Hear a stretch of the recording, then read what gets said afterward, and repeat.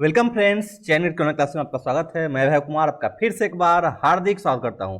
दोस्तों, मैं आशा करता हूं कि आप कुशल होंगे और इस लॉकडाउन के पीरियड में, खासकर इस पैंडेमिक के काल में, आप घर पर बैठकर ऑनलाइन क्लासेस कर रहे होंगे। दोस्तों, जैसे आपको पता है कि इस चैनगढ़ के इस प्लेटफॉर्म पर आपको अभी हम एनसीईआरटी पढ़ा रहे हैं, साथ ही साथ अन्य पीसीएस खासकर बीपीएससी एग्जामिनेशंस के तैयारी इस पर कराई जा रही है। करंट अफेयर्स के प्रोग्राम चल रहे हैं और भविष्य में बहुत सारे ऐसे प्रोग्राम चलाए जाएंगे जिसके लिए आपको नोटिफिकेशन मिलते रहेंगे, आपको हम सूचित करते रहेंगे। करना क्या होगा आपको, अभी भी आपने अगर इस चैनल को सब्सक्राइब नहीं किया है तो आप यूट्यूब पर जाइए, चैनगढ़ IAS टाइप कीजिए, चैनगढ़ टाइप कीजिए। आप लोगो आने के बाद आप उसको सब्सक्राइब कीजिए, बेल आइकन जरूर दबाइए ताकि आपको नोटिफिकेशन हमेशा मिलते रहे। उसको पर्सनलाइज जरूर कर दीजिएगा ताकि हर वीडियो आप तक पहुँचे। इतना ही नहीं, अपने दोस्तों के साथ, अभी मित्रों के साथ, जो जिज्ञासु स्टूडेंट है जिनको ये जो है ऑनलाइन प्लेटफॉर्म पे ऑनलाइन डिजिटल जिसको एनसीईआरटी पढ़नी है, समझनी है, खासकर बेसिक्स क्लियर करना है, उनको ज़रूर बताइएगा कि चैनगढ़ के प्लेटफॉर्म पर उनके लिए प्रयास किया जा रहा है, वो भी से जुड़ सकते हैं। इतना नहीं, आप स्थिर दिमाग के साथ, शांति के साथ घर पर रह कर पढ़ाई कीजिए, कोविड प्रोटोकॉल को फॉलो कीजिए, कोविड एप्रोप्रिएट बिहेवियर को फॉलो कीजिए। दोस्तों, ऑनलाइन क्लास आप करिए, घर पे बैठ के करिए, पढ़ाई में कोई संकोच नहीं। हाँ, ये भी है कि अपनी सुरक्षा का ध्यान ज़्यादा विशेष करके आपको रखना है। ठीक है दोस्तों, तो आज हम एनसीईआरटी क्लास जो हम क्लास 8 हम भी पढ़ रहे हैं। इससे पहले क्लास 6 और क्लास 7 की पूरी वीडियोज आपने अगर नहीं देखी है तो चैनगढ़ के प्लेलिस्ट में जाके एनसीईआरटी सेक्शन में देख सकेंगे। इतना ही नहीं, अगर आप आज नए जुड़ रहे हैं तो घबराने की जरूरत नहीं है। पहले आज इस वीडियो के साथ आप कंटिन्यू करिए, बाद में आप समय मिलेगा अपने कन्वीनियंट के अनुसार आप जाके वहाँ सेक्शन में जरूर देख लीजिए ताकि आपका नॉलेज गैप ना हो पाए और खासकर बेसिक्स जो कॉन्सेप्ट्स है, कॉन्सेप्चुअल क्लैरिटी आपकी हो। दोस्तों, तो अब शुरू करते हैं। आज हम चैप्टर 2 पढ़ेंगे। इसका पार्ट 1 मैंने कर दिया था, पार्ट 1 में मैंने लगभग आधा इसको कवर कर दिया था। आज इसका पार्ट 2 सेक्शन है और पार्ट 2 में थोड़ा थोड़ा मैं, जो नए स्टूडेंट है, तो मेरी एक आदत है कि पुराने स्टूडेंट भी रहे तो मैं थोड़ा रिकॉल जरूर करता हूँ, तो रिकॉल के माध्यम से आपको थोड़ा मैं पिछले क्लास से जोड़ता हूँ। तो दोस्तों, चलिए शुरू करते हैं। देखिए, जो टॉपिक है उस टॉपिक का नाम है, या आपको पता है इस टॉपिक का नाम है, व्यापार से समाज तक कंपनी की सत्ता स्थापित होती है। इसमें बताया गया है कि किस प्रकार जो है व्यापार करने का औपनिवेशिक जो कंपनी है, ब्रिटिश ईस्ट इंडियन कंपनी, व्यापार करने के उद्देश्य से यहाँ पर आई थी, लेकिन उन्होंने यहाँ पर सत्ता काबिज कर ली, उन्होंने यहाँ पर शासन किया। तो क्या ऐसी परिस्थितियाँ बड़ी जो यहाँ पर वो शासन करने लगे? क्या उसके लिए हमारे शासन पद्धति में या हमारे क्षेत्रीय शासकों में कुछ कमी हुई थी, या हम लोग जो है शासित होने के लिए बने थे? इस प्रकार के बहुत सारे जैसे जेम्स मिल का कथन है कि यहाँ हम लोग शासित शुरू से होते रहे हैं। उन्होंने इतिहास को भी 3 क्रम में बांट दिया, उसमें हिंदू काल, मुस्लिम काल और ब्रिटिश काल करके बात है, जिसको बाद में खंडित किया गया और हम लोग आज जो है प्राचीन भारत, मध्यकालीन भारत और आधुनिक भारत के नाम से पढ़ रहे हैं। तो कहीं ना कहीं राष्ट्रवादी इतिहासकारों की दिन, और इतना नहीं, मार्क्सवादी इतिहासकार, राष्ट्रवादी इतिहासकार, सबाल्टर्न जो क्षेत्रीय है, संशोधनवादी, ब्रिटिश कैम्ब्रिज जो नव आधुनिकवादी, बहुत सारे इतिहासों की उनकी एक सोच अलग है। उसी सोच की उनकी लेखन शैली है और बार बार इनमें टकराव होता है, लेकिन इससे हमें फ़ायदा ये होता है कि हम विस्तृत नॉलेज हो पाते हैं। मान लीजिए किसी इतिहासकार ने अगर किसी विशेष चिंतन पद्धति को अपनाया और उसको अपने लेखन में उतारा और उन्होंने जो सूचना दी उसको किसी अन्य, उसमें जो कमी है वो कुछ अन्य इतिहासकार उसको काट के उसको पूरी करते हैं। इस प्रकार जो संशोधन जो चलते रहते हैं वो हमारे लिए और हमारी जानकारी लिए बहुत ज़्यादा जरूरी होते हैं। तो दोस्तों, हमने ये पढ़ा था भी कि बादशाह औरंगजेब जो है 1707 में उनकी मृत्यु होती है। तो 1707 ईस्वी में उनकी मृत्यु के बाद बहुत सारे जो मुगल सूबेदार और बड़े बड़े जमींदार अपनी ताकत दिखाने लगे। कहने का अर्थ है कि हमने बात की थी कि क्षेत्रीय जो उसके सूबेदार थे या मनसबदार थे, जैसे कि अवध और हैदराबाद, और तीसरा आप नाम बताइए, याद कीजिए, अवध, हैदराबाद और बंगाल। मैंने बात की थी कि यहाँ पर जो है ये जो यहाँ के जो सूबेदार थे या मनसबदार थे या उप मनसबदार थे, वो कहीं ना कहीं मुगल प्रशासनिक व्यवस्था में ऊंचे सोपान पर थे, ऊंचे पद पर थे और इनको प्रांतपति या सूबेदार बनाया गया था। बाद में इन्होंने, जैसे ही मुगल उत्तराधिकारी कमजोर सिद्ध हुए और वो शासन पद्धति को नहीं चला सकते थे, उतने कुशल नहीं थे, उनके पास जागीरदारी संकट जो है तो औरंगजेब के समय से ही शुरू हो गई थी, उनके समय और बढ़ गई और उस व्यवस्था को संभाल नहीं पाए, गुटबंदियाँ होने लगी। तो उस काल में इन्होंने क्या किया, अपना प्रभाव बढ़ा के और स्वतंत्र राज्य की स्थापना कर दी, अवध, हैदराबाद, बंगाल। इतना ही नहीं, आपको ये भी बता दूं कि उस वक्त जो राजपूत जो शासन थे, राजपूत में जो ऊंचे उनको खासकर उनको मिला हुआ था जो भी मुगलों की तरफ से कि आप वहाँ पर शासन कीजिए, उनके क्षेत्र को, वहाँ पर कुछ राजस्व उनको देने पड़ते थे और वतन जागीर उनको मिले हुए थे। तो वतन जागीर वाले भी जो राजपूत शासक थे वो भी कहीं ना कहीं गुटबंदी में शामिल हुए और उन्होंने भी अपने आप को स्वतंत्र किया। तीसरे वो व्यक्ति थे, जैसे जाट हो गए, जाट में आप चूड़ामन और उनके पुत्र जो है सूरजमल की कहानी आप जानते हैं। तो जाट शासक हो गए, मराठे शासक हो गए, ये भी क्या है कहीं ना कहीं उन क्षेत्रों में औरंगजेब के द्वारा उनको छेड़ा गया था, तो वो भी अपनी शक्ति का प्रयोग करने लगे। उन्होंने भी स्वतंत्र सत्ता स्थापित करने का बहुत ही प्रयास किया और अंततः वो सफल भी हुए, लेकिन कुछ दिन तक सीमित उनका सफलता उनको सीमित मिली थी।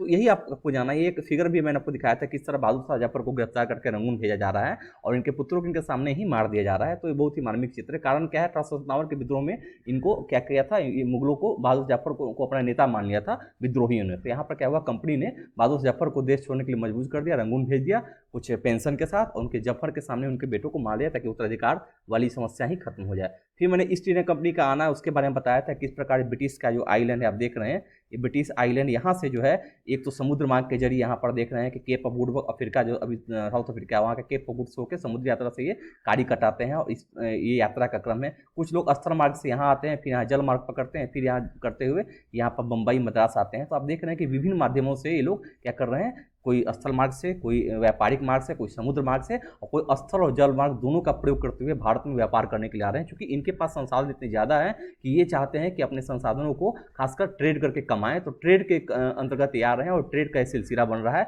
और इसका कारण है कि 1600 में ईस्ट इंडिया कंपनी ने इंग्लैंड के महारानी एलिजाबेथ प्रथम से चार्टर ले लिया था, इजाजतनामा कबूरनामा ले लिया कि पूरब के साथ, मतलब यहाँ से देखिए, यहाँ से ये देश पूरब में पड़ते हैं, तो पूरब के साथ व्यापार का वो उनको सनद मिला कि पूरब के साथ व्यापार कर सकते हैं, और उन्होंने कुछ राशि उनको दे दी। बाद में उनके पुत्र द्वारा आप ये भी देखेंगे कि और भी 20 वर्ष के लिए एग्रीमेंट बढ़ा दिया गया। तो कंपनी का मुख्य उद्देश्य था क्या व्यापार करना। इसके बदले में यहाँ रानी ने उनको वचन दिया कि सिर्फ ईस्ट इंडिया कंपनी वहाँ व्यापार करेगी और लोग वहाँ व्यापारी लोग नहीं कर पाएंगे। इसका फायदा उठा कर क्या करे, यहाँ पर भारत में वे एंट्री कर गए और भारत में वे व्यापार करने लगे। तो उस जमाने में क्या हुआ था कि यहाँ पर कंपनी का जो मुख्य उद्देश्य था क्या था कि ज़्यादा से ज़्यादा अधिकाधिक मुनाफा कमाना और उसको फिर व्यवसाय विनिवेश में निवेश कर देना। उनका यही उद्देश्य था, किसी तरह मुनाफा कमाएं और उसको फिर हम उस मुनाफे को क्या करें, निवेश कर दें और फिर उससे ज़्यादा मुनाफा कमाएं। तो अत्यधिक मुनाफा की जो चाहत है वही इनको यहाँ पर खींच के लाई थी। तो इसको आप ध्यान रखेंगे। फिर ये तो याद रखिए कि वाणिज्यिक कोई भी कंपनी होती है तो वाणिज्यिक का अर्थ ही होता है कि वो क्या करते हैं,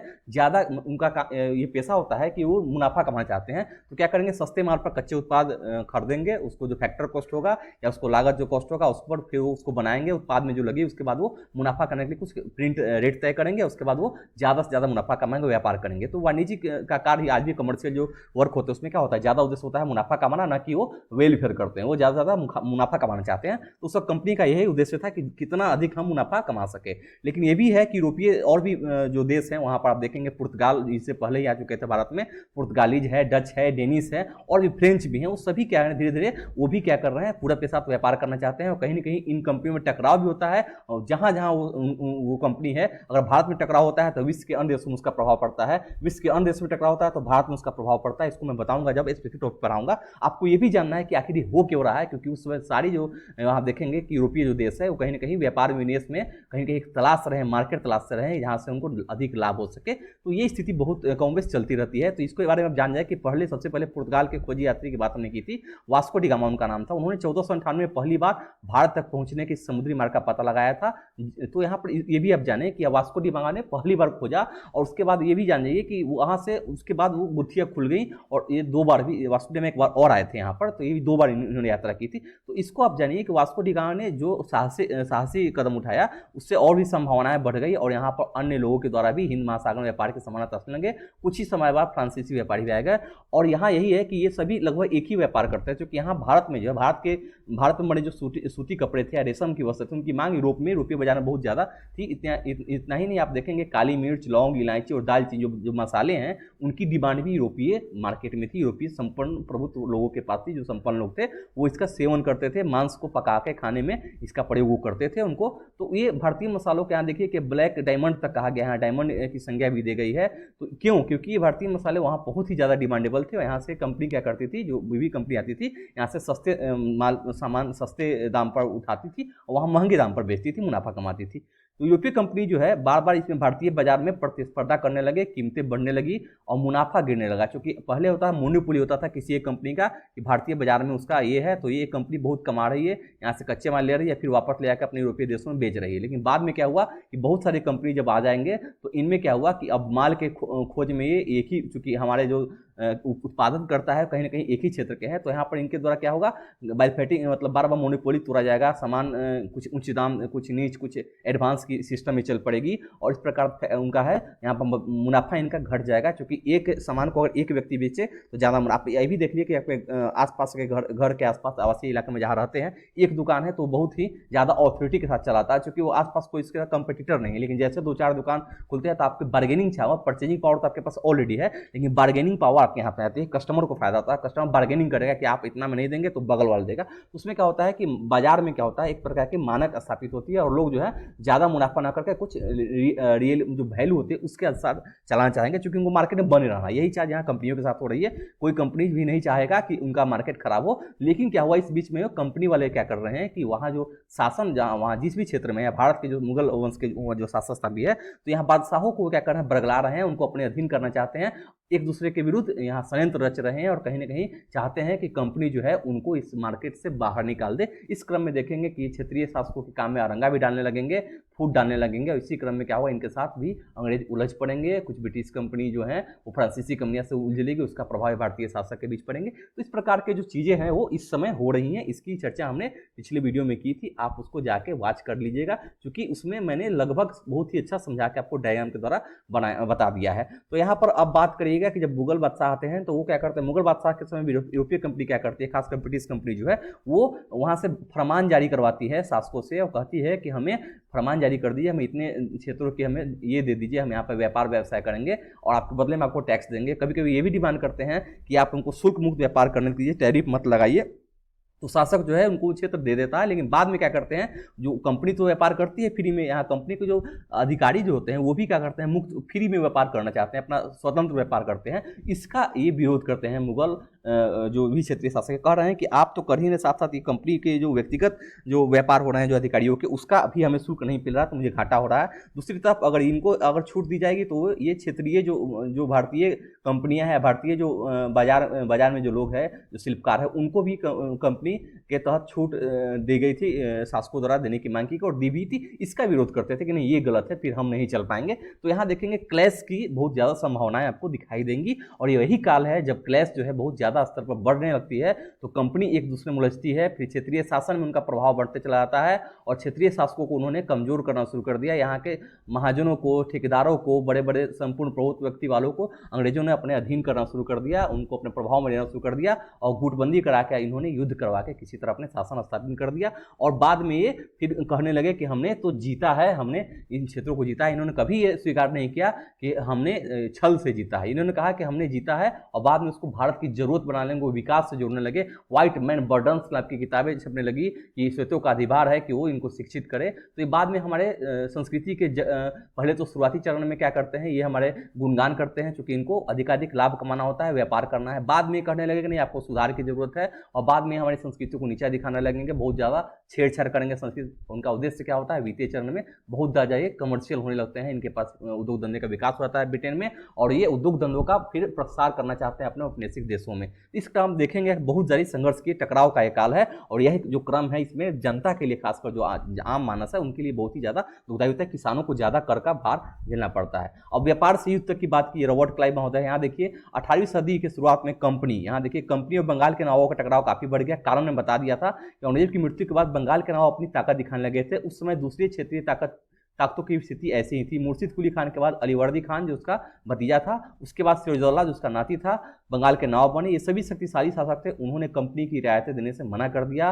व्यापार का अधिकार देने के बदले कंपनी से नजराने मांगे, उसे सिक्के ढालने का अधिकार नहीं दिया और उसने किलबंदी को बढ़ाने से रोक दिया, क्योंकि ये जानते थे कि ये छल कर रहे हैं, राजस्व को, इनको केंद्रीय खजाना का राजस्व था, राजकीय खजाना को भरने नहीं दे रहे थे, ये धोखाधड़ी कर रहे थे। तो कंपनी जो है धोखाधड़ी का आरोप लगाते हुए दलील दी कि उसकी वजह से बंगाल सरकार का राजस्व वसूली कम होती जा रही है, क्योंकि रियल में कम हो रही थी, नवाबों की ताकत कमजोर पड़ रही थी, कंपनी टैक्स चुकाने को तैयार नहीं थी। अफसर उन्होंने अपमानजनक चिट्ठियां लिखी और नवाबों उनके अधिकारियों को अपमानित करने का प्रयास किया। यही वो समय है जब देखेंगे कि यहाँ पर भी जो ये जो काल है, ये कहीं ना कहीं इनके लिए भी बहुत ज़्यादा हानिकारक होने वाला है, क्योंकि ब्रिटिश कंपनी जो है इनकी बातें भी नहीं सुन रहे हैं अफसरों की बात। तो ये क्लैश का एक समय है। फिर देखेंगे बाद में, जब देखेंगे कि आप अधिकारी की बेतुकी मांग से कंपनी का व्यापार तबाह हो रहा है। व्यापार तभी फल फूल सकता है जब सरकार शुल्क हटा ले। अब कंपनी बात कर रही है कि हमें तो और आपको शुल्क हटा के हमें और भी रियायत देनी पड़ेगी, तो इन्होंने गांव के खरीदना शुरू कर दिया, किलो का पूर्णिमा के लेके बहुत सारे क्षेत्र कर दे।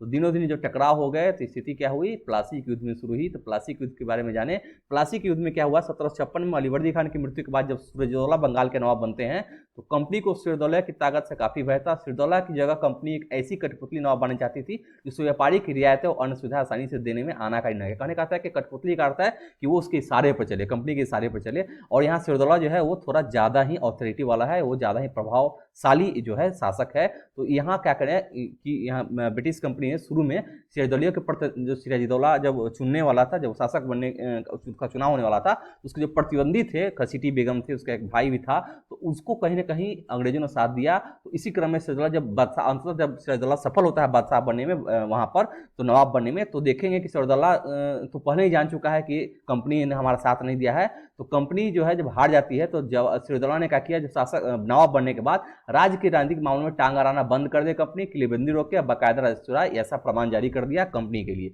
जब दोनों पक्ष पीछे हटने को नहीं तैयार हुए तो लगभग 30,000 सिपाहियों के साथ नवाब ने कासिम बाजार में स्थित इंग्लिश फैक्ट्री पर हमला बोल दिया, तो यहाँ बंगाल में है। नवाब की फौजों ने कंपनी के अफसरों को गिरफ्तार कर लिया, गोदाम पर ताला डाल दिया, अंग्रेजों के हथियार छीन लिए और अंग्रेज जहाज को घेरे में ले लिया। इसके बाद नवाब ने कंपनी के कलकत्ता स्थित किले पर कब्जा के लिए उधर का रुख किया। कलकत्ता के हाथ निकाल जाने की खबर सुनने पर मद्रास में तैनात कंपनी के अफसरों ने रॉबर्ट क्लाइव के नेतृत्व में सेनाओं को रवाना कर दिया। इस सेना को नौसैनिक देने की मदद मिल रही थी। कहने की बात है, नौसैनिक शक्ति के द्वारा रॉबर्ट क्लाइव जो है वहां से मद्रास से बंगाल चला आया अपने कंपनी का साथ देने के लिए। और इस क्रम में एक युद्ध होता है जिसका नाम है बैटल ऑफ प्लासी। तो बैटल ऑफ प्लासी की चर्चा, ये एक पेंटिंग देखिए, यहाँ जो है प्रोप्राइट्स जो लंदन में है, यहाँ कोर्ट ऑफ प्रोप्राइट्स की लंदन में स्थित लेडन हिल स्ट्रीट पर बने ईस्ट इंडिया हाउस में बैठक होती थी। तो सोचिए भारतीय मामलों की बैठक वहाँ होती थी और वहाँ तय किया था कि भारत में क्या करना है। ये जो है इनको आप देखिए, सिराजउद्दौला है शासक के रूप में, इनकी पिक्चर्स आप देख लें। तो यहाँ पर ये जो युद्ध है, प्लासी के नामकरण की एक बात की जाती है कि वहाँ जो है प्लासी जो क्षेत्र है वहाँ पर पलास के फूल बहुत होते थे। तो पलास के फूल को उन्होंने फलासी नाम था उसका, फलास के कारण उसको पलासी करना अंग्रेजों ने बोलना शुरू कर दिया, वो पलासी के नाम से आज फेमस हो गए। तो ये भी उसका एक कारण है। अब ये भी जानिए कि ये तो खैर हम जब पढ़ेंगे बक्सर का युद्ध प्लासी का युद्ध तो उसमें थोड़ा ज़्यादा चर्चा करनी पड़ेगी। अभी एनसीईआरटी के तहत आप जाने, एनसीईआरटी में ज़्यादा आपको बस इतना समझना है, कहानी स्टोरी एलिमेंट जानिए, बाकी जो है विस्तृत जो चर्चा है वो हम स्पेसिफिक टॉपिक में जरूर करेंगे। तो 1757 रॉबर्ट क्लाइव ने प्लासी के मैदान में सिराजउद्दौला के खिलाफ कंपनी की सेना का नेतृत्व किया। नवाब सिराजउद्दौला की हार का एक बड़ा कारण उसके सेनापति में से एक मीर जाफर की कारगुजारियां भी थी। मीर जाफर के टुकड़ियों ने इस युद्ध में हिस्सा नहीं लिया। रॉबर्ट क्लाइव ने यह करके उससे अपने हाथ मिला लिया कि सिराजउद्दौला को हटाकर मीर जाफर को नवाब बनाया, मतलब प्रलोभन दिया गया और मीर जाफर ने धोखा दिया सिराजउद्दौला को, अंततः वो हार जाते हैं। तो ये एक कहानी है, यहाँ तक हमने कर ली थी। फिर प्लासी के युद्ध के बाद सिराजउद्दौला को मार दिया जाता है और जब मीर जाफर को नवाब बनाया जाता है तो मीर जाफर भी शुरुआत में तो अंग्रेजों की डिमांड को पूरी करते हैं, लेकिन बाद में चूंकि वो भी क्षेत्रीय, उनको जनता के प्रति भी उनको जवाबदेह होना पड़ता है, तो वहाँ कुछ मांगों को मानने से मना करते हैं। तो फिर उसको हटा के मीर कासिम को उन्होंने अंग्रेजों ने फिर कठपुतली के रूप में बैठाना चाहा, लेकिन मीर कासिम भी निकल गया ऑथोरिटी वाला। मीर कासिम ने भी क्या किया, कंपनी पर ज़्यादा प्रभाव बनाना शुरू कर दिया। आप शुल्क दीजिए, आप अपना कर चुकाइए, आप ये मत कीजिए, आप किलाबंदी नहीं कर सकते हैं। इस प्रकार देखेंगे धीरे धीरे क्लाइव के मन में आया कि कहीं ना कहीं मीर जाफर जब मर, फिर उसके बाद उसको हटा के मीर जाफर, वहाँ ये भी जाने कि मीर कासिम के साथ बक्सर की युद्ध हुई। बक्सर के युद्ध में जब उसकी पराजय हो गई तो फिर मीर जाफर को दोबारा नवाब बनाया गया। लेकिन बाद में अंततः कंपनी ये चाहती थी कि ये बार बार नवाब बनाना हटाना से अच्छा है कि कहीं ना कहीं कुछ ऐसा किया जाए कि कठपुतली नवाबों को, वो भी हमारे काम के नहीं है, तो मैं खुद ही नवाब बनना पड़ेगा, ऐसा ही सोच रहे हैं कौन, रॉबर्ट क्लाइव। आखिरकार 1765 में मुगल सम्राट ने कंपनी को ही बंगाल प्रांत का नियुक्त कर दिया। कारण है यहाँ इलाहाबाद की संधि के तहत ये हुई थी, मैं बताऊंगा बाद में जब इसकी चर्चा आएगी तब। दीवानी मिलने के कारण कंपनी को बंगाल के विशाल संसाधनों पर नियंत्रण मिल गया। इस तरह कंपनी की पुरानी समस्या हल हो गई थी। कारण ये था कि 18वीं सदी की शुरुआत से ही भारत के साथ उसका व्यापार बढ़ता जा रहा था। लेकिन भारत की ज़्यादातर चीज़ें ब्रिटेन से लाकर सोने और चांदी के बदले में खरीदनी पड़ती थी, एक्सचेंज के लिए उसको सोना चांदी देना पड़ता था, जिसकी वो शिकायत भी करते थे। वहाँ के बहुत बड़े अर्थशास्त्री बोलते थे कि बहुत ही गलत हो रहा है, क्योंकि हमारे सोने चांदी का जो सोर्स है कहीं ना कहीं जाके बंगाल में या भारत में गिर जा रहे हैं। तो इसकी ये बहुत दिन से तलाश कर रहे थे कि इसकी समस्या का निदान कैसा हो। लेकिन जैसे ही वहाँ पर प्लासी की जंग के बाद ब्रिटेन से सोने की निकासी कम होने लगी और बंगाल की दीवानी मिलने के बाद तो ब्रिटेन से सोना लाने की जरूरत ही नहीं रही। अब भारत में होने वाले आमदनी के सहारे ही कंपनी अपने खर्चे चला सकती थी और इस कमाई से कंपनी भारत में सूती और रेशमी कपड़ा खरीद सकती थी, अपने फौजों को संभाल सकती थी और कलकत्ते में किलो दफ्तरों के निर्माण की लागत उठा सकती थी। कहने का अर्थ है कि भारतीय राजस्व से ही भारतीय राजस्व से ही क्या हो रहा है, कंपनी की सारी जो खर्च है प्रशासनिक और राजनीतिक जो भी दीवानी और फौजदारी खर्च ये कर पा रही हैं, और अब क्या हो रहा है उनको वहां से बदले में वो ब्रिटेन से कुछ संसाधन नहीं लाने पड़ रहे हैं। तो ये एक बहुत बड़ी जीत है। अब कंपनी के अफसर नवाब बन बैठे, कहने का अर्थ है कि यहाँ से कंपनी के जो कुछ अधिकारी जो रिटायर करके जाते हैं तो वहाँ अंग्रेज वर्ग वहाँ उनको नवाब के नाम से बोलते हैं और उनकी मजाक उड़ाया करते थे, क्योंकि वो अपने क्षेत्र में जाने पर वहाँ के लोग तो मजाक उड़ाएंगे। अब यहाँ क्लाइव की भी चर्चा कर ली जाए कि क्लाइव जब यहाँ से जाता है तो क्लाइव को बहुत ही व्यक्तिगत धन का लाभ यहाँ होता है, दोबारा भी एक बार गवर्नर बनता है कि जब जाता है लास्ट अंततः वो जब रिटायर हो जाता है तो उसके पास दौलत का लगभग ये देखिए 4 लाख यहाँ 1102 पाउंड के बराबर उसके पास व्यक्तिगत दौलत है। तो दिलचस्प बात यह है कि गवर्नर ने अपने दूसरे काल को इस कंपनी के भीतर भ्रष्टाचार को खत्म करने के लिए भेजा गया था, काम सौंपा गया था, लेकिन 1772 में ब्रिटिश संसद में उसे खुद भ्रष्टाचार के आरोप पर अपनी सफाई देनी पड़ी। सरकार को उसकी अकुत संपत्ति के स्रोत संदेहास्पद इसलिए लगे, संदेहास्पद लग रहे हैं कि वो इतनी संपत्ति कैसे इकट्ठा करता है कोई भी अधिकारी। उसे भ्रष्टाचार अब से बड़ी तो कर दिया, लेकिन 1774 में उसने आत्महत्या कर लिया। यहाँ पलासी ये जो रॉबर्ट क्लाइव है लास्ट में आत्महत्या कर लेते हैं। उनको ग्लानि होती है कि उनको कोर्ट में घसीटा गया है, और वो बार बार बोलते हैं, संसद में भी बोलते हैं कि क्लाइव बताते हैं अपने बारे में कि किस प्रकार उनके जी हजूरी के लिए, उनके हंसने के लिए वहाँ पर कारगुजरिया की जाती थी भारत में। तो ये अपने आप को बहुत ही संपन्न और ताकत वाला दिखाना चाहते हैं, लेकिन अंततः इनको वहाँ क्या करता है, सुसाइड इनको करना पड़ता है। और वहाँ पर भारत जहाँ पर रिटायर करते हैं भारत से शासक, वहाँ जो नवाब जो है वहाँ पर नवाब कहे गए, और लोग उनका अक्सर विनोद सामाजिक हैसियत में रातों रात ऊपर उठाने वाले लोग होते थे। नाटका कोटों में उनका मजाक उड़ाया जाता था कि नवाब लोग हैं, भारत से आए हैं। अब कंपनी का जो शासन है फैलता है किस प्रकार, तो आप ये भी जानिए कि 1757 से 1857 के क्रांति के बीच इस चीज़ कंपनी द्वारा भारतीय राज्यों पर कब्जे की प्रक्रिया को देखें तो कुछ महत्वपूर्ण बातें सामने आती है। पहले किसी अनजान इलाके में कंपनी ने सीधे सैनिक हमला प्राय नहीं किया। उसने किसी भारतीय रियासत का अधिग्रहण करने से पहले विभिन्न राजनीतिक आर्थिक कूटनीतिक साधनों का इस्तेमाल किया। कहने का अर्थ है कि जानते थे शुरुआती चरण में इनके पास सिर्फ और सिर्फ निवेश करना था, इनको अधिकाधिक मुनाफा कमाना था, तो ये प्रशासनिक खर्च से बचा रहना चाहते थे। तो प्रशासनिक इन्होंने कोई फेरबदल नहीं किया, प्रशासन को निरंतरता उसमें बनाए रखी, कोई सुधार परिवर्तन के तत्व नहीं देखे गए, और हमारी संस्कृति और सभ्यता को उन्होंने ज्यों कहते हुए छोड़ दिया कि आप समझिए। और इन्होंने ज़्यादा ध्यान दिया आर्थिक राजस्व और दीवाने मामलों पर ज़्यादा ध्यान दिया। और ये क्या कर रहे हैं, यहाँ पर एक कठपुतली माध्यम से नवाब पर उनको दोनों दायित्व छोड़, इसको डायरेक्टी बोलते हैं, द्वैत शासन बोला जाता है, इसकी चर्चा हम कभी करेंगे।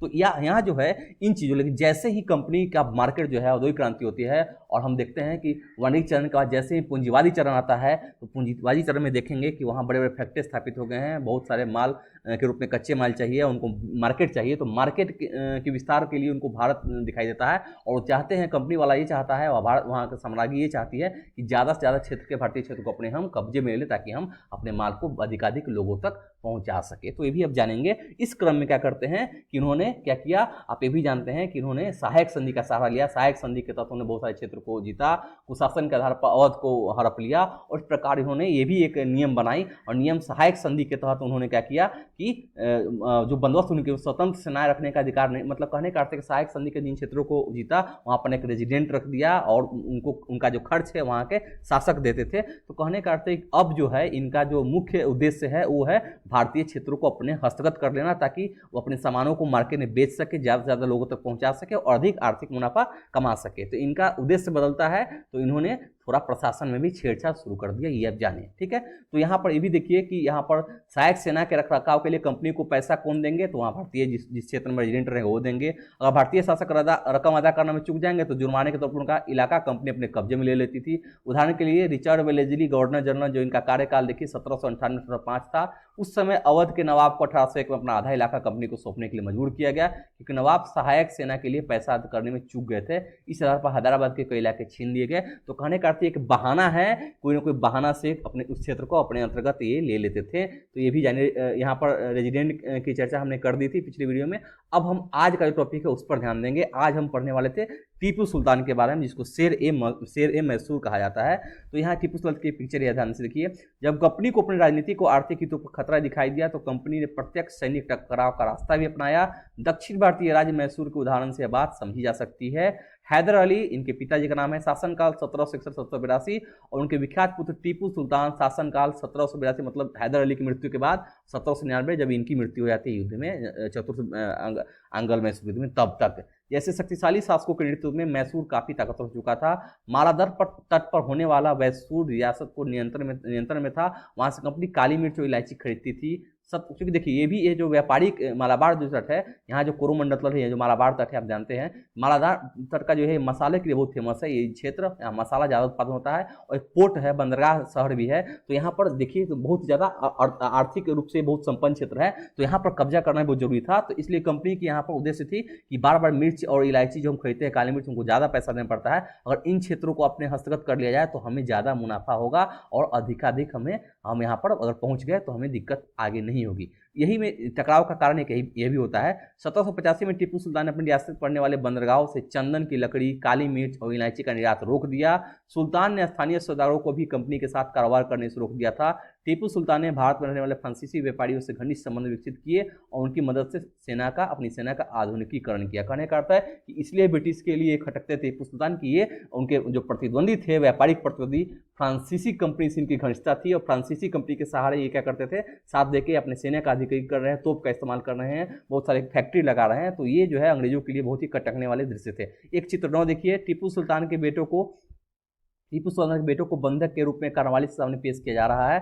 डीनियल आर्म द्वारा चित्रित 1793 में। यहाँ देखिए टीपू सुल्तान के जो बच्चे हैं, यहाँ पर देखिए इनको कार्नवालिस लॉर्ड जो कार्नवालिस है जो उनके सामने पेश किया जा रहा है।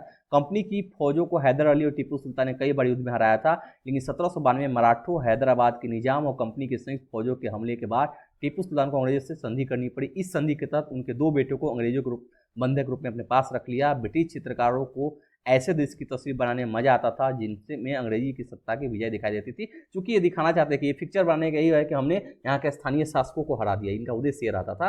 खैर ये आगे हम बात करेंगे। सुल्तान के इन कदमों से अंग्रेज आग बबूला हो गए। उन्हें हैदर अली और टीपू सुल्तान बहुत महत्वाकांक्षी, घमंडी और खतरनाक दिखाई देते थे, क्योंकि इनके विकास में बाधक थे। अंग्रेजों को लगता था कि ऐसे राजाओं को नियंत्रित करना और कुचलना जरूरी है। फलस्वरूप मैसूर के साथ अंग्रेजों की 4 बार जंग हुई। 1770 प्रथम आंग्ल मैसूर, दूसरा 1784, 1790 से 92 और 1799 अंतिम। श्रीरंगपटन की आखिरी जंग में कंपनी को सफलता मिली। अपनी राजधानी की रक्षा करते हुए टीपू सुल्तान मारे गए और मैसूर का राजकाज पुराने वोडिया राजवंश के हाथों में आज सौंप दिया गया। इसके साथ ही मैसूर पर भी सहायक संधि थोप दी गई। कहने का अर्थ है कि मैसूर भी इनके क्षेत्र में आ गया। अब 2 आर्थिक रूप से संपन्न क्षेत्र, बंगाल और मैसूर पे इनका नियंत्रण था, अवध पर पहले से ही है। तो जब 3 क्षेत्र मिल जाएंगे तो फिर कंपनी को राजस्व और संसाधन की क्या कमी होगी। तो टीपू की कहानी थोड़ा, ये टीपू का एक खिलौना शेर के साथ टीपू खेल रहा है। तो देखिए टीपू जो है साइंस के क्षेत्र में, विज्ञान के क्षेत्र में बहुत ही ज़्यादा एक्टिव था। टीपू जो है उस समय टीपू जो है बहुत सारे देशों के साथ, विदेशी देशों के साथ अपना संधि किया था, अपने दूत भेजे थे और वहाँ पर कोशिश किया था अन्य जो विदेशी शासन है उससे सहायता लेने का, सेना का आधुनिकीकरण करने का। तो टीपू जो है कहीं ना कहीं अपने राज्य की सुरक्षा के लिए ऐसा काम कर रहा है। ये टीपू का विशाल की मशीन खिलौने की तस्वीर है। इसमें नकली शेर एक रूपी सिपाही को दबाए हुए है और जिसका हैंडल घुमाया था तो नकली शेर दहाड़ता था और सिपाही के भीतर से चीख की आवाज आती थी। अब यह खिलौना शेर लंदन स्थित विक्टोरिया एंड एल्बर्ट म्यूजियम रखा है। 4 मई 1799 को जब राजधानी श्रीरंगपटन की रक्षा करते हुए टीपू सुल्तान की मृत्यु हो गई तो अंग्रेज खिलौने के प्रति साफ ले गए। लेकिन तब भी यहाँ पर एक खिलौना आ गया, नहीं तो अंग्रेज तो इसको भी दबा देते हैं, क्योंकि ये लगता है कि भाई ये हमारे खिलाफ है। क्योंकि इनको तो अपनी पिक्चर दिखाने में मजा आता था कि भारतीय शासकों के बारे में क्यों दिखाते हैं। लेकिन चलिए खैर, टीपू की एक महत्वाकांक्षा बहुत बड़ी है। फिर अब टीपू की कहानी थोड़ा जानिए। राजाओं की छवि अक्सर जनश्रुतियों से ही बनती है। प्रचलित किस्सों में उनकी ताकत का खूब स्कान किया जाता है। 1782 में मैसूर के राजा बने टीपू सुल्तान के बारे में कहा जाता है कि एक बार वे अपने फ्रांसीसी दोस्त के साथ जंगल में शिकार खेलने गए थे तथा उनकी बंदूक ने मौके पर ही शेर उनके सामने आता है और बंदूक से उन्होंने शेर को साथ नहीं दिया और कटार भी जमीन पर गिर गई। तब क्या हुआ, टीपू ने निहत्ते ही शेर का मुकाबला किया, आखिरकार कटार उठा लिया, अंत में उन्होंने शेर को मार गिरा। इसी के बाद उन्हें शेर मैसूर कहा जाने लगा। मतलब एक कहानी है, ये सही भी हो सकती है या आप जो भी माने, लेकिन यहाँ पर इन्होंने क्या किया, ये जो है वहाँ के क्षेत्रीय लोगों ने इनकी कहानी को कहानी में ये प्रचलित कहानी रही थी उनके बीच में। तो इसी कारण को शेर मैसूर कहा जाता था। उनके राष्ट्रीय झंडे पर भी शेर की तस्वीर होती थी। ये कहानी है टीपू सुल्तान की झंडे की, और टीपू सुल्तान को मैसूर शेर की कहा जाता है, इसके बारे में बात। अब मराठों से लड़ाई होगी, अभी भी जानेंगे हम। 18वीं शताब्दी के आखिरी से कंपनी मराठों की ताकत को भी काबू और खत्म करने के बारे में सोचने लगी थी, क्योंकि दूसरे प्रतिद्वंदी ये थे। 1761 में पानीपत की तीसरी लड़ाई में हार के बाद दिल्ली से देश का शासन चलाने का मराठों का सपना भी चूर चूर हो गया। उन्हें कई राज्यों में बांट दिया गया। इन राज्यों की बागडोर सिंधिया, होलकर, गायकवाड़ और भोसले जैसे अलग राजवंशों के हाथों में थी। ये सारे सरदार एक पेशवा स्वच्छ मंत्री के अंतर्गत एक कन्फेडरेंसी मतलब राज्यमंडल के सदस्य थे। पेशवा इस राज्यमंडल का सैनिक और प्रशासकीय प्रमुख होता था और पुणे में रहता था। महादजी सिंधिया और नाना फडणवीस 18वीं सदी के आखिरी दो प्रसिद्ध मराठा योद्धा और राजनीतिज्ञ थे। इन्होंने बहुत सारी इनकी कुशलता का भी परिचय आपको मिलेंगे आगे जब मैं पढ़ाऊंगा इनके बारे में। एक के बाद एक कई युद्धों में कंपनी ने मराठों को घुटने टेकने पर मजबूर कर दिया। पहला युद्ध 1782 में सलवाई की संधि याद रखिएगा, पूछता है कि साथ में खत्म हुआ था। इसमें कोई पक्ष नहीं जीत पाया। दूसरा अंग्रेज मराठा युद्ध 1803 से 5 में कई मोर्चों पर लड़ गया। इसका नतीजा ये हुआ कि उड़ीसा, यमुना के उत्तर में स्थित आगरा व दिल्ली सहित कई भूभाग अंग्रेजों के कब्जे में आ गए। अंततः 1817-19 के तीसरे अंग्रेज मराठा युद्ध में मराठों की ताकत को पूरी तरह कुचल दिया गया। पेशवा को पुणे से हटाकर कानपुर के पास बिट्ठूर में पेंशन भेज दिया गया और विंध्य के दक्षिण में स्थित पूरे भूभाग पर कंपनी का इंतजार हो चुका था। मतलब कंपनी का जो दायरा है वो बहुत बड़ा हो गया और कहीं न कहीं ये आप मान के चलिए कि कंपनी के राजस्व के स्रोत भी बढ़ जाएंगे क्योंकि क्षेत्रीय शासकों को उन्होंने हरा दिया था। अब स्वच्छता का दावा ये करेंगे। उपरोक्त विवरण से स्पष्ट है कि 19वीं सदी की शुरुआत से कंपनी क्षेत्रीय विस्तार की आक्रामक नीति पर चल रही थी। लॉर्ड हेस्टिंग्स 1813 से 1823 तक गवर्नर जनरल बने थे कि नेतृत्व में स्वच्छता की एक नई नीति अपनाई गई, शुरू की गई। कंपनी का दावा था कि उसकी सत्ता सर्वोच्च है, इसलिए वह भारतीय राज्यों से ऊपर है। अपने हितों की रक्षा के लिए वह भारतीय रियासतों का अधिग्रहण करने या उनको अधिग्रहण की धमकी देने का अधिकार अपने पास मानती थी। यह सोच बाद में भी अंग्रेजों की नीतियों में दिखाई देती रही। कहने का मतलब सुप्रीमेसी का जिनका ये था कि हम सुप्रीम हैं और हम शासन अच्छा से कर सकते हैं। ये लॉर्ड हेस्टिंग्स की तस्वीर है, आप ध्यान से देख लीजिए। यहाँ पर तो ये जो है कहीं ना कहीं अंग्रेज जो है कभी पूरी तरह से चाहते हैं कि भारतीय भूभाग पर जो क्षेत्र है इनका पूरा इनका शासन हो पाए, तो इसके लिए प्रयासरत है। लेकिन यह प्रक्रिया बेर नहीं चली। उदाहरण के लिए जब अंग्रेजों ने कित्तूर फिलहाल कर्नाटक में छोटे से राज्य को कब्जे में लेने का प्रयास किया तो रानी चेन्नम्मा ने हथियार उठा लिया, अंग्रेजों के खिलाफ आंदोलन छेड़ दिया। 1824 में उन्हें गिरफ्तार किया गया और 1829 में जेल में ही उनकी मृत्यु हो गई। चेन्नम्मा के बाद कित्तूर स्थित संगोली के गरीब चौकीदार यायन्ना ने यह प्रतिरोध जारी रखा। चौतरफा समर्थन और सहायता से उन्हें बहुत सारे ब्रिटिश शिविरों और दस्तावेजों को नष्ट कर दिया था। आखिरकार उन्हें भी अंग्रेजों ने पकड़कर हस्ती से फांसी पर लटका दिया। प्रतिरोध के ऐसे कई दूसरे उदाहरण आप किताब में आगे पढ़ेंगे। कहने का अर्थ है कि फिर भी अंग्रेजों को ऐसी जो सफलता जो है अचानक नहीं मिली। वो कहीं ना कहीं क्षेत्रीय शासक उसका विरोध कर रहे थे और लड़ रहे थे। हाँ, अंततः वो कुछ दिनों तक इसको बढ़ा कर रखे, अंततः सफलता अंग्रेजों को मिलती रही। लेकिन ऐसा नहीं मान के चलेंगे कि अंग्रेज जहाँ गए स्वेच्छा से जीत गए, ऐसा नहीं था। वहाँ पर संघर्ष क्षेत्रीय शासन में चलती रही थी। या कित्तूर की रानी जो चेन्नम्मा का स्मृति बनाई गई मूर्ति है, देखिए इन्होंने नाड़ी होकर भी अंग्रेजों से लोहा लिया था। झांसी की रानी चेन्नम्मा, इनकी चर्चा हम अक्सर करते हैं। फिर आप देखेंगे 1830 के दशक के अंत में ईस्ट इंडिया कंपनी रूस के प्रभाव से बहुत डरी हुई थी। कंपनी को भय था कि कहीं रूस का प्रभाव पूरे एशिया में फैलकर उत्तर पश्चिम से भारत को भी अपनी चपेट में न ले। इसी डर के चलते अंग्रेज अब उत्तर पश्चिम भारत अपना नियंत्रण स्थापित करना चाहते थे। अब देखिए विदेश नीति में भी जानिए कि जब भारतीय भूभाग पर इनका शासन है तो इनका डर है कि कहीं साम्यवाद का प्रसार भारत को न लपेट ले, अपने विदेश को न लपेट ले। क्योंकि ये जो है आप जानते हैं ब्रिटेन जो है वो कहीं ना कहीं ये पूंजीवादी देश है और वहाँ पर जो गुट बन रहे थे आप खुद जानते हैं। यहाँ मित्र राष्ट्र और यहाँ पर ध्रुवी राष्ट्र है, तो मित्र राष्ट्र के सदस्य के रूप में ब्रिटेन है। ब्रिटेन को डर है कि रसिया कहीं वो वहाँ से आप उत्तर पश्चिम से भारतीय क्षेत्र को न अपने लपेटे में ले लें। उन्होंने 1838 में 1842 के बीच अफगानिस्तान के साथ एक लंबी लड़ाई लड़ी, वहाँ अप्रत्यक्ष कंपनी शासन स्थापित कर लिया। 1843 में सिंध भी कब्जे में आ गया। इसके बाद पंजाब की बारी थी। यहाँ महाराजा रंजीत सिंह ने कंपनी की दाल नहीं गलने दी। 1839 में उनकी मृत्यु के बाद इस रियासत का दो लंबी लड़ाइयाँ हुई। आखिरकार 1849 में अंग्रेजों ने पंजाब का भी अधिग्रहण कर लिया। यहाँ देख रहे हैं कि अंततः पंजाब भी उनके उत्तर पश्चिमी क्षेत्र में भी पंजाब भी इनके अंतर्गत आ गई थी और बहुत बड़े भूभाग पर कंपनी अपना शासन करी। महाराजा रंजीत सिंह का दरबार है, यहाँ देखिए रंजीत सिंह जो है शानो शौकत से रहते थे और ये बहुत ही लोकप्रिय शासक थे। विलय की नीति बात करेंगे। अधिग्रहण की आखिरी लहर 1848 से 56 के बीच गवर्नर जनरल बने लॉर्ड डलहौजी के शासनकाल में चली। लॉर्ड डलहौजी ने एक ऐसी नीति अपनाई जिसे विलय नीति का नाम दिया गया। या जैसे डॉक्ट्रिन ऑफ लैप्स आप जानते होंगे, आप नहीं जानते तो आप जानिए आज। यह सिद्धांत इस तरह पढ़ाई था कि अगर किसी शासक की मृत्यु हो जाती है और उसका कोई पुरुष वारिस नहीं है तो उसकी रियासत हड़प ली जाएगी, यानी कंपनी के भूभाग का हिस्सा बन जाएगी। इस सिद्धांत के आधार पर एक के बाद एक कई रियासतें सतारा 1848 में, संबलपुर 1850 में, उदयपुर 1852 में, नागपुर 1853 में और झांसी 1854 में अंग्रेजों से चली गई। 1856 में याद रखिएगा अवध ने कंपनी ने अवध को भी अपने नियंत्रण ले लिया कुशासन के आधार पर।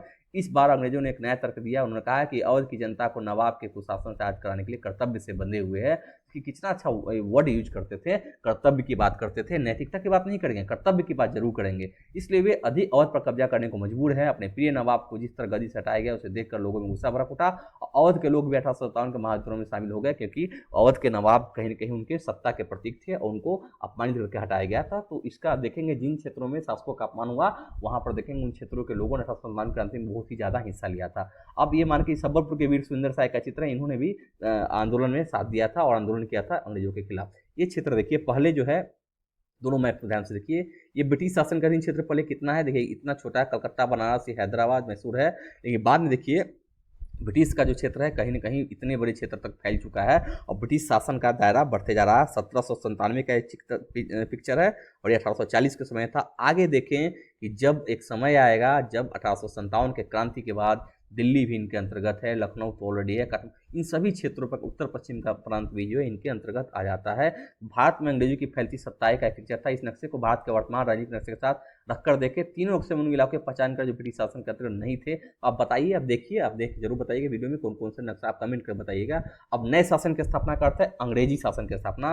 गवर्नर जनरल वारेन हेस्टिंग्स 1776 से 1785 ने बहुत सारे महत्वपूर्ण व्यक्तियों में था, जिन्होंने मतलब महत्वपूर्ण उनको बनाया था गवर्नर, जिन्होंने कंपनी की ताकत फैलाने में अहम भूमिका अदा की थी। वारेन हेस्टिंग्स के समय तक आते आते कंपनी ने केवल बंगाल बल्कि बंबई और मद्रास में सत्ता हासिल कर चुकी थी। ब्रिटिश इलाके मोटे तौर पर प्रशासकीय इलाकों में बटे हुए थे, जिन्हें प्रेसिडेंसी कहा जाता था। उस समय 3 प्रेसिडेंसी, बंगाल, मद्रास और बंबई। हर एक का शासक गवर्नर के पास होता था, सबसे ऊपर गवर्नर जनरल होता था। वारेन हेस्टिंग्स ने कई प्रशासकीय सुधार किए, न्याय के क्षेत्र से सुधार का स्तर पर उल्लेखनीय थे, क्योंकि न्याय उस वक्त इसलिए जरूरी था कि समाज में जो है जो भी भेदभाव उसको दूर किया जाए और न्याय के जरिए वो कहीं कहीं सत्ता में मतलब जनता के मन में अपने प्रभाव को स्थापित करना चाहते होंगे, या जो भी है उस समय इनकी जरूरत रही थी। 1772 से एक नई न्याय व्यवस्था स्थापित हुई थी। इस व्यवस्था में प्रावधान किया गया था कि हर जिले में 2 अदालतें होंगी, फौजदारी अदालत और दीवानी अदालत। दीवानी अदालत के मुखिया आरोपी एक कलेक्टर, जिला कलेक्टर होते थे। मॉडर्न हिंदू पंडित उनके लिए भारतीय कानूनों की व्याख्या करते थे कि ये नए लोग हैं और ये लोग यहाँ के कानून को जानते थे। फौजदारी अदालत में अभी भी काजी और मुफ्ती के अंतर्गत थी, लेकिन वे कलेक्टर की निगरानी में काम करते थे। मतलब ये काम तो करेंगे अपने अंतर्गत, लेकिन कलेक्टर उसका जो है देख रेख करेगा, निरीक्षण करेगा। काजी एक धार्मिक न्यायाधीश का काम करता था। मुफ्ती मुस्लिम समुदाय का एक न्यायाधीश जो कानूनों की व्याख्या करता है। काजी इसी व्याख्या के आधार पर फैसले सुनाता था।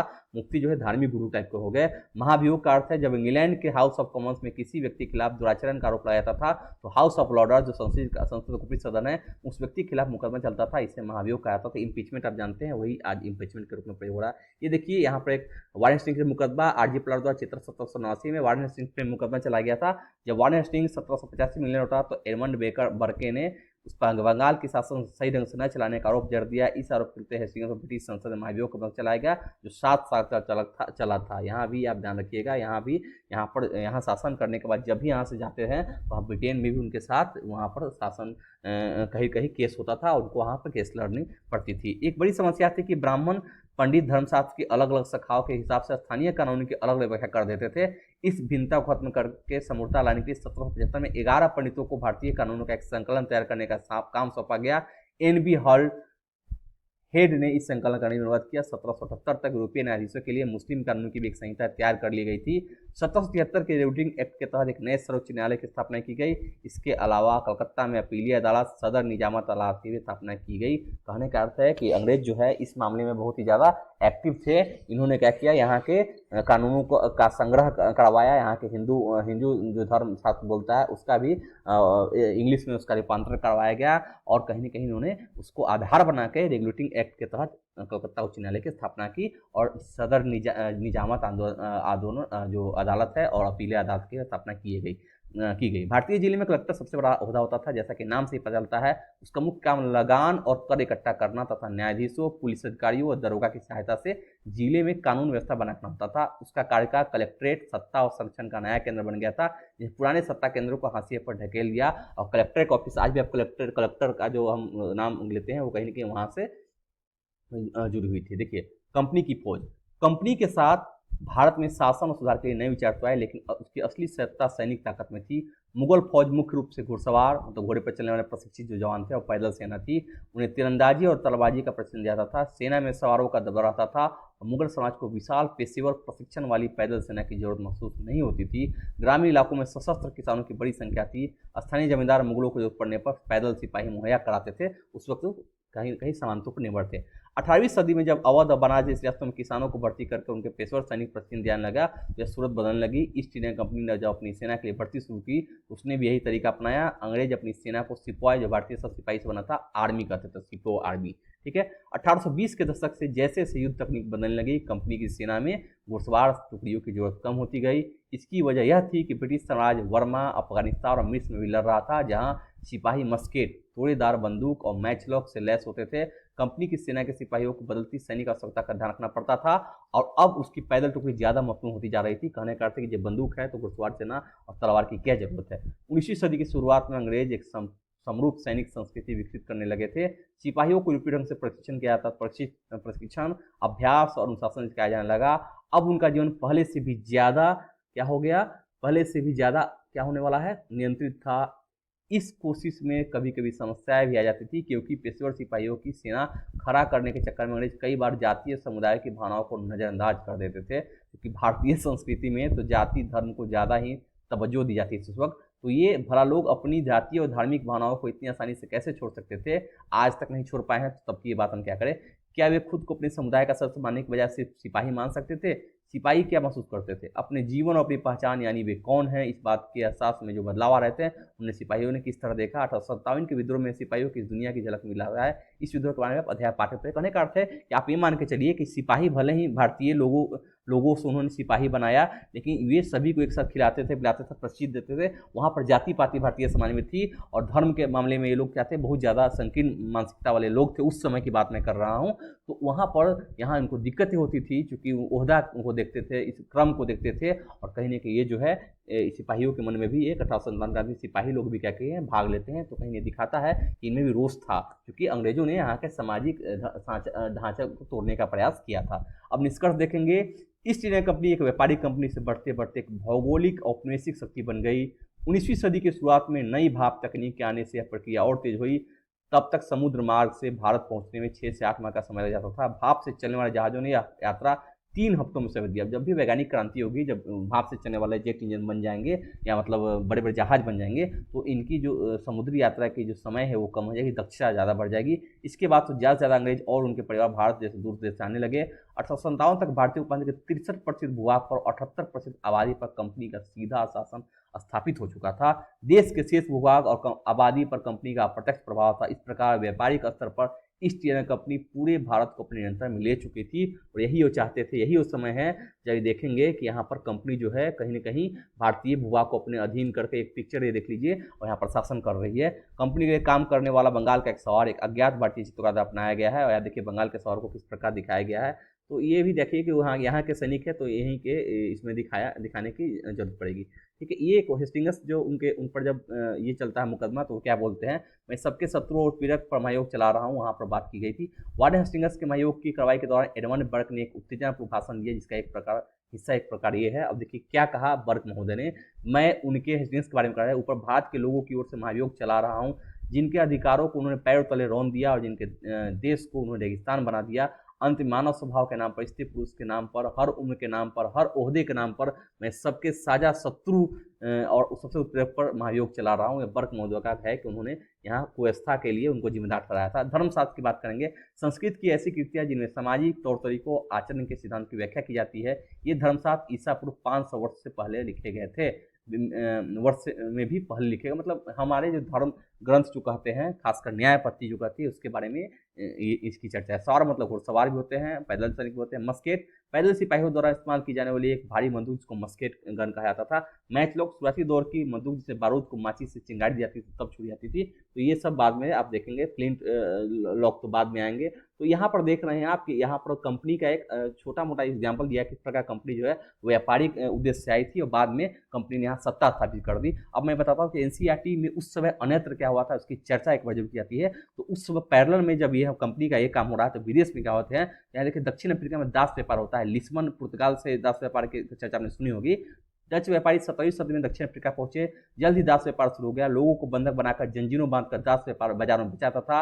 1834 में दास प्रथा के अंत के समय अफ्रीका के दक्षिण सिरे पर स्थित केप में निजी स्वामित्व में दासों की संख्या 36,774, जो केप ऑफ गुड है उसकी बात की जा रही है यहाँ पर। 1824 में केप आने वाले एक यात्री ने वहां होने वाली नीलामों को आंखा देखा ब्यौरा प्रस्तुत किया है। यह मालूम होने पर कि पशुओं कृषि उत्पादों की नीलामी होने वाली है, हमने अपनी गाड़ी नए बैल खरीदने के लिए रोक ली। नीलामी के माल में एक स्त्री दास और उसके 3 बच्चे थे। किसानों ने पशुओं के समान ही उन्हें परखा, उन्हें अलग अलग खरीदारों को बेच दिया गया। माँ ने चिंता वेदना आंसू भरी आंखों से बच्चों की तरफ देखा। दुखी बच्चे व्याकुल माँ बाप से चिपक गए। यह दृश्य दिल को पिघलाने वाला था। इसके विपरीत मौजूद दर्शकों के चेहरे पर हंसते हुए असंवेदनशील, सोचिए इतनी असंवेदनशीलता थी कि उस वक्त भी एक आप ये देख रहे हैं कि एक माँ को अलग बेचा जा रहा है, बच्चे को अलग बेचा जा रहा है, उसके पिता को अलग बेचा जा रहा है। इतने निर्दयी थे ये लोग, और ये जो है कहीं ना कहीं इनकी निर्दयता को दिखाता है। आपको क्या लगता है कि कहीं ना कहीं इनका फल इन्हें बाद में जरूर मिला? मैं तो यही मान के चलता हूँ कि संवेदनहीन जो भी व्यक्ति है वो इंसान कहलाने के लायक नहीं। आपका क्या विचार है आप जरूर हमसे व्यक्त करेंगे दोस्तों। तो आज का ये सेशन जो है हमने ये जो चैप्टर 2 जो हमने कंप्लीट कर दिया है। अब अगले में हम चैप्टर 3 की बात करेंगे, क्लास 8 एनसीईआरटी चैप्टर 3 उसकी हम बात करेंगे। अभी भी आपने अगर इस चैनल को लाइक नहीं किया है, सब्सक्राइब नहीं किया है, तो पहले आप सब्सक्राइब कीजिए, बेल आइकन जरूर दबाइए, और इतना ही नहीं अधिकाधिक इसको शेयर कीजिए। हमारा जो लक्ष्य है, हमारा जो ध्येय वाक्य है, उसको ध्यान दीजिए आप। चयन तक चयन नहीं, मतलब जब तक आप कुशल प्रशासक के रूप में चयनित नहीं होते हैं, हम भी चैन से नहीं बैठेंगे। हम अपना कर्तव्य निभा रहे हैं, बस अपने दायित्व की आप पूर्ति कीजिए, आप पढ़ाई कीजिए, हमारे साथ जुड़े रहिए, और ज़्यादा से ज़्यादा लोगों को जोड़िए ताकि वो भी इसका लाभ उठा पाए। क्योंकि इनसे क्या होगा, उनका कॉन्सेप्ट क्लियर करने के लिए हमने एक प्रयास किया है, अन्य सोर्सों को उनको अन्य स्रोत से उनको ज़्यादा जानकारी इकट्ठा नहीं करना है। मैंने इसी पर सारा प्रयास किया है ताकि उनको अन्य जगह नहीं जाना पड़े। बहुत सारे प्रोग्राम हम चलाने वाले हैं और चला भी रहे हैं। आप हमारे साथ जुड़े रहें और भी लोगों को जुड़े और इस वीडियो को देखते रहें। अगर कोई दिक्कत है तो कमेंट करके जरूर पूछे, कोई सवाल है, कोई नॉलेज गैप हो रहे हैं, या कुछ भी कॉन्सेप्चुअल क्लैरिटी में दिक्कत है, क्योंकि जो भी कॉन्सेप्ट में अगर दिक्कत है, जो अगर एग्जामिनेशन पॉइंट ऑफ व्यू से अगर कॉन्सेप्ट आप नहीं समझ पा रहे हैं, तो आप जरूर कमेंट कर पूछिए, हमसे जुड़िए। हम कभी नहीं कोशिश करेंगे समय मिलने के साथ ही आपको बताया मैं उसको क्लियर कर दूं। तो दोस्तों आज हम ये प्रोग्राम यहीं खत्म कर रहे हैं। बहुत बहुत धन्यवाद दोस्तों। जय हिंद।